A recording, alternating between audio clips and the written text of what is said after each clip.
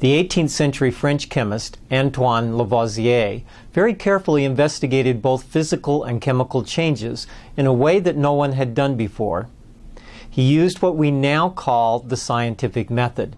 At the time, people thought that 4 elements, earth, air, fire, and water, described the fundamental nature of everything. They also believed that any of these 4 elements could be transformed into any of the other elements. For example, when water was treated with fire and heated to boiling, after a period of time, a solid appeared.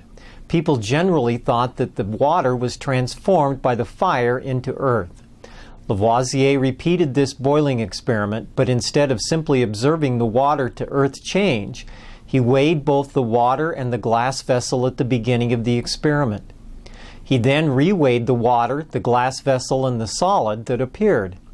He found that the mass of the water before and after the experiment was the same, indicating that all of the water was still water, and concluded that the solid, or earth, formed in the experiment came from the glass vessel.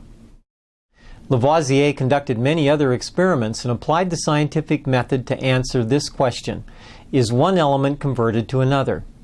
Lavoisier did not rely on his unaided senses. He carefully measured all aspects of his experiments.